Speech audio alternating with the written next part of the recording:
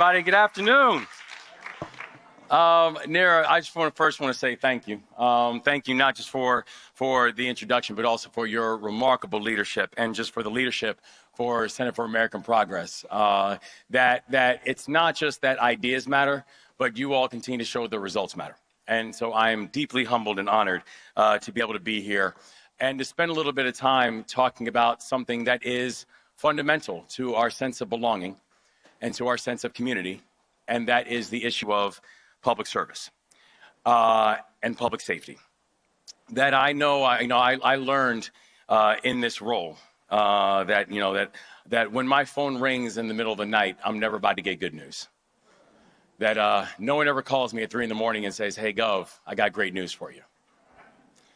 It's always the things that will break your heart are the things that will wake you up. And I know that ever so often when my phone rings in the middle of the night, and I first saw that in my first year as governor, when I got one of those calls from the mayor of Baltimore City, Brandon Scott. And when I heard his voice on the other end, he told me that there had been a mass shooting in Baltimore's Brooklyn neighborhood. The more I learned about what happened that night, I learned that not only was it the largest mass shooting in Baltimore's history, I also learned that some of the people who pulled the trigger were children, and I learned that every single one of the victims were children. Every one of them. That when I went to go to the hospital to go spend time with people who were just recovering from surgeries, people who doctors were working to save their lives, it was not lost to me that every single one of the people that I visited was a child.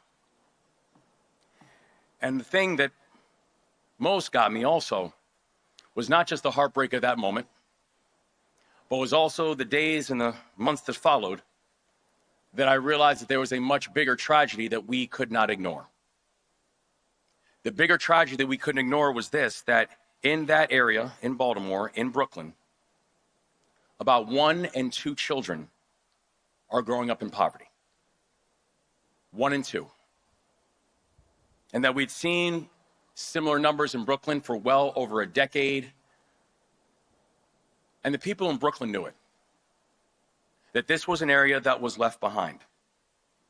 And you cannot understand what happened that night without understanding all of the nights that came before. You cannot just simply mourn the micro if you're not willing to do something about the macro.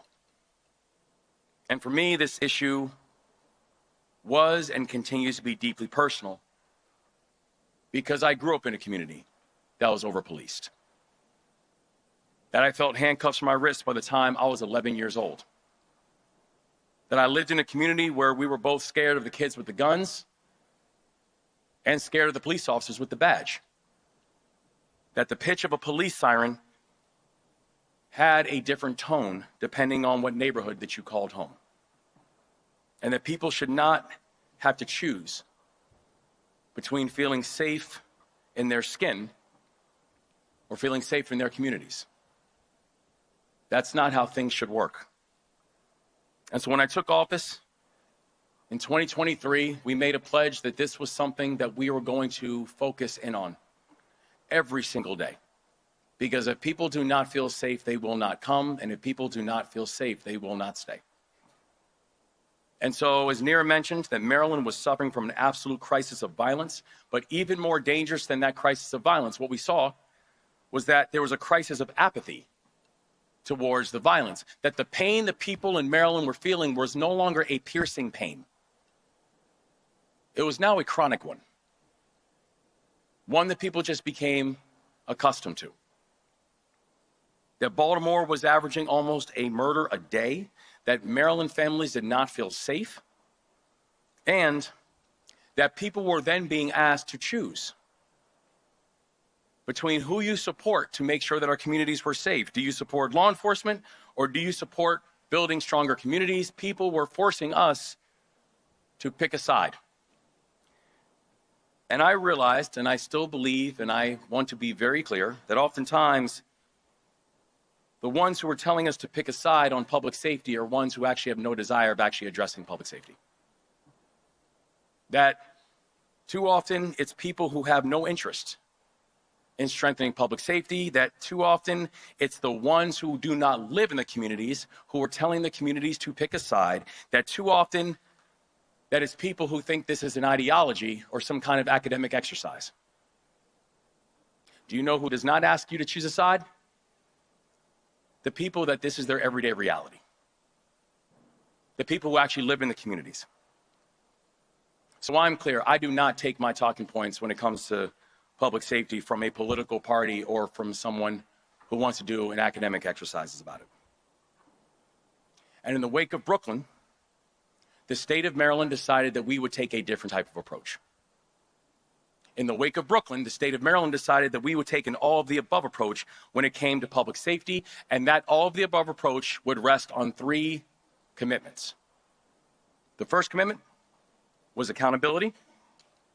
The second commitment was intervention, or basically increasing resources to the people who are protecting our communities. And the third was prevention, and increasing the opportunities for those who are living in the communities where violent crime actually exists in the first place. And first, we focused on accountability. That I've been clear that loving and supporting your young people does not mean abandoning accountability. Accountability is actually how you show support. This is what our administration passed and signed when it came to making sure that when a child is in trouble and need, the answer is not just to tell them that it's okay, but that accountability must take a holistic form in the way that we are addressing it. That for too long, our system was not holding our young people accountable, and it was not setting them up to be rehabilitated either. That the Juvenile Law Reform Act of 2024 brought together those 2 things. Because I believe in second chances. I'm the recipient of second and third and 8th and 9th chances. But I will not tolerate lawlessness. And next week, I will sign the Youth Charging Reform Act. That right now, too many young people in Maryland are automatically charged in adult court, and they will wait an average of 4 months before a judge even decides whether their case belongs in adult court or juvenile court. And in some cases, we've got children who are waiting much longer. 85% of those cases ultimately get dismissed or sent back to juvenile court. But here's the thing, those months matter. And that delay matters. It matters to that child, it matters to that community, it matters to that family, and it matters to the entire system. Because it means that accountability comes too late. It means that services to support that child come too late. It means that we miss that critical window to change behavior and to improve outcomes. Now, the most serious offenses like murder and rape and carjacking, they will stay in adult court as they should. But for the cases that belong in juvenile court, we are going to act faster and make sure that accountability can actually mean something. We're going to deliver accountability faster. We're going to make better use of our juvenile system. We're going to deliver safer outcomes to the communities across our state, and we're going to do it now. The second, increased intervention and providing support to those who keep us safe. Today, Maryland is delivering record funding to local law enforcement, over $124 million this year alone. That's money for new equipment. That is money for overtime. That is money for sustainably backing officers who have been asking for it for years. I am a deep believer that you can have a law enforcement agency that moves with appropriate intensity and absolute integrity and full accountability, and you do not have to compromise on those things.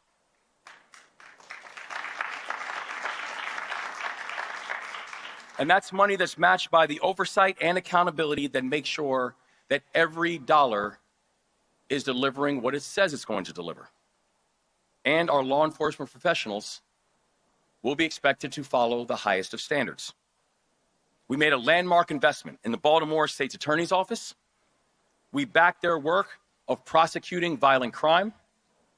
We asked them to do something different, which is actually to partner on reentry programming for people who are coming home. Because the reality is 95% of people who are incarcerated, they are coming home. So we must do a better job of both preparing them for reentry, but also preparing society for their reentry as well. That the work of public safety does not end on arrest nor on conviction. That if you want fewer crimes tomorrow, it means you break the cycle today. Maryland is now one of the only states in the country that hires state lawyers and partners them inside of the U.S. Attorney's Office.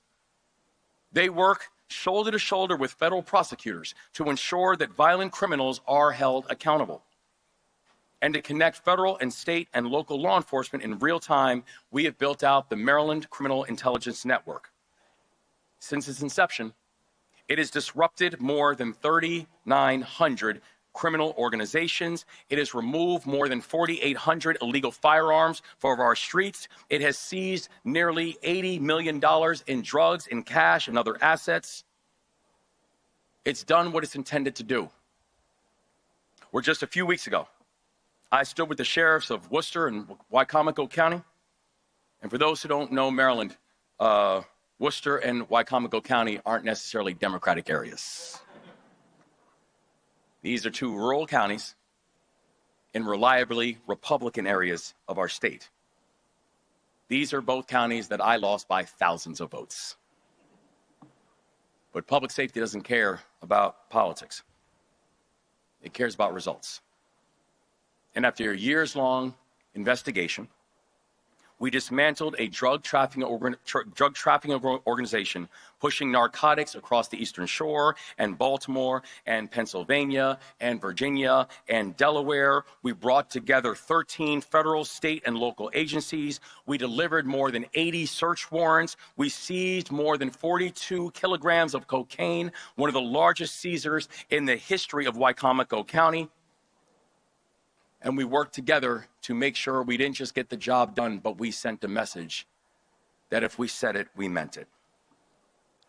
But we also know that delivering intervention doesn't just mean supporting law enforcement. Because we've also dedicated funding for community violence intervention programs like the Baltimore Safe Streets Initiative. This program deploys credible messengers to provide support for those at risk of committing crime. It helps to address the issue of retaliatory crime because we know that oftentimes that's the crime and the violence that we are talking about. It is retaliatory by nature. So those who are closest to the community have got to be the ones who are first at the table. Third, prevention. We dedicated our time to get tough on the root causes of crime. That in Maryland, nearly half of all drug arrests in the 2000s were for cannabis. Black Marylanders were 3 times more likely to be arrested for cannabis than white Marylanders before legalization. And every one of those misdemeanor convictions was making it harder to get a job, making it harder to find housing, making it harder to start a business, making it harder to come home. In 2022, our state voted to have a recreational cannabis market. And so I pledged that we would make sure that the cannabis market was rolled out equitably and safely. But I also knew that I refused to celebrate the benefits of legalization if we did not also address the consequences of criminalization. And that's why in 2024, I signed pardons for more than 175,000 cannabis convictions. It was the largest mass pardon in the history of the United States of America.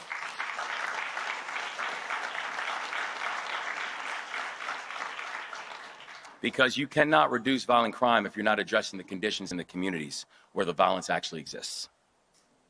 That means investing state resources in a way that will strengthen communities, by delivering more support for public education, by building out job training programs and reentry programs, by supporting behavioral health, and by fighting child poverty. It's why our administration raised the minimum wage, giving over 160,000 Maryland workers a pay raise bump. It's why we have expanded the child tax credit and the earned income tax credit inside of the state of Maryland. It is why we launched the most ambitious state-led, place-based anti-poverty effort in this country's history called the Enough Initiative. And by the way, Enough is an acronym. It stands for Engaging Neighborhoods, Organizations, Unions, Governments, and Households. Or basically, la-di-da-di, everybody. And the premise of Enough is simple. Our communities provide the vision. The state, the private sector, and philanthropy provide the support, and not the other way around, as it's often done. We've delivered almost $70 million to 28 communities across our state. These are urban, rural, and suburban communities, and these communities have been dealing with the issue of not just concentrated poverty, but generational poverty. That if you looked at the poverty map in 2023, it's not just that it's everywhere. It's that if you look at the same map in 2013, it looks exactly the same. Or in 2003. The only difference is the red areas have just gotten redder. Concentrated generational poverty.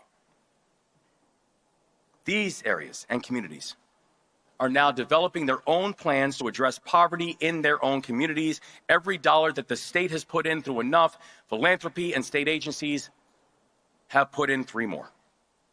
That turns $70 million into nearly $280 million, and the community decides where that capital goes.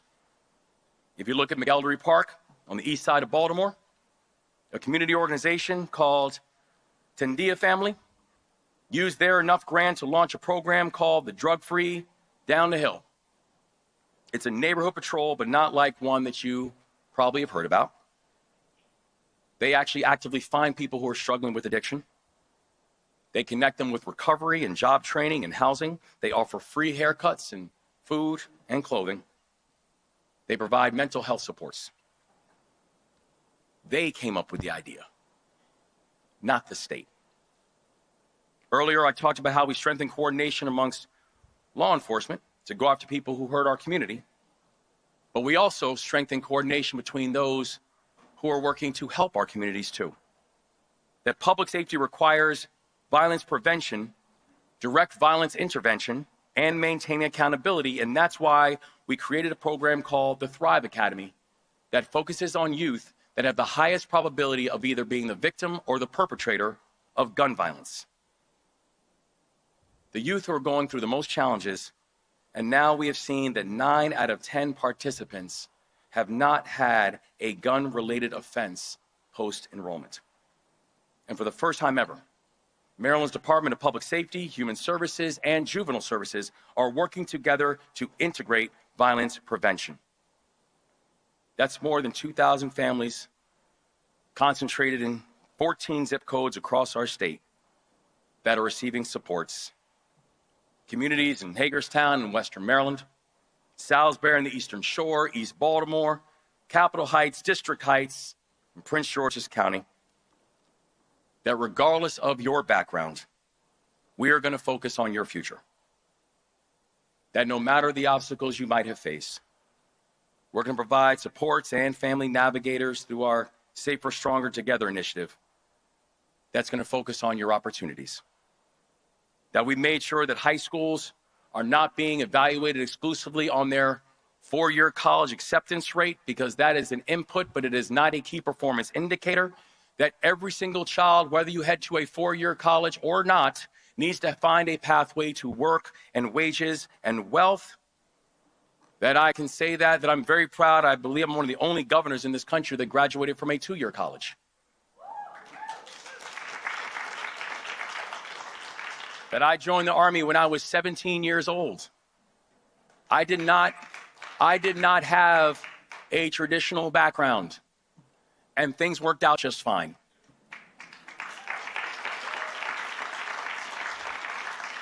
And we want to make sure that every single child knows that they can find their pathway, no matter their origin story. And since 2023, we have more than doubled the number of youth apprentices in our high schools. Since 2023, we have grown our apprenticeship network to over 1,200 participating employers statewide. Since 2023, we have partnered with unions and employers to graduate over 5,000 apprentices. And by the end of my second term, we have set our goal to have 4,000 Maryland high schoolers graduating with registered apprenticeships every single year.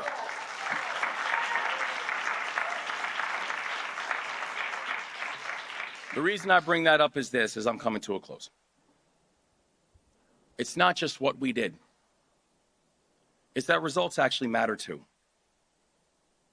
That 3 years after I took office, homicides are down more than 40% statewide. Non-fatal shootings are down more than 50%. Juvenile homicides are down 29%. Robberies are on track to have the lowest number that we have seen in decades. And the progress is sustainable because while violent crime saw historic drops last year, I know because we are doing our performance cabinets on public safety, and I know for a fact, because I had one this morning, that so far this year, homicides are now down statewide over 25% again after historic drops of last year.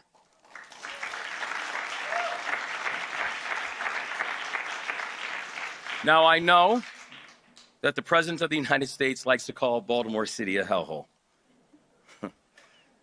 But I've learned that trying to fact-check the president is an exhausting and a completely fruitless exercise. And frankly, none of us have enough time in our day because we actually want to get real work done. But he should check his facts around Baltimore. And better yet, he should actually come visit Baltimore. But he should come visit Baltimore not to lecture. He should come visit Baltimore to learn. Because if he did, he would learn about the all-of-the-above strategy that Maryland has employed when it comes to public safety. He would learn that homicides in Baltimore are now down 58% since I was inaugurated. He would learn that this past year alone, Baltimore recorded the largest year-over-year drop in homicides ever measured in the city. The last time the homicide rate was this low in Baltimore City, I was not born yet. I would love for him to come and learn, because he could learn that these results are not an accident. They're proof of what happens when you reject false choices and you don't succumb to ideologies. That after Brooklyn, we did not make Maryland safer by militarizing our neighborhoods. We did not make Maryland safer by calling in the National Guard. We made Maryland safer despite the fact that the FBI and the DEA and the ATF agents were being pulled off of drug and gun trafficking investigations. We made Maryland safer by saying our communities do not need us to save them. We needed to stop passing bad policies that were hurting them. That we needed to allow our communities the space and the grace to save themselves. We did not have to save Brooklyn. Brooklyn saved itself. And that's why I keep on coming back to that night in Brooklyn. That's why I keep coming back to Crystal Gonzalez, whose daughter was shot and killed in Brooklyn that night. And that night I made her a promise that I would never spend my time as governor simply giving thoughts and prayers. I would not spend my time as governor just simply attending funerals and not passing a single piece of legislation. I would not spend my time as governor just giving eulogies. That good government is about making strong choices. And it's not about making choices for communities. It's about making choices with them. The president thinks our job is to oversee communities. I think our job is to actually see communities.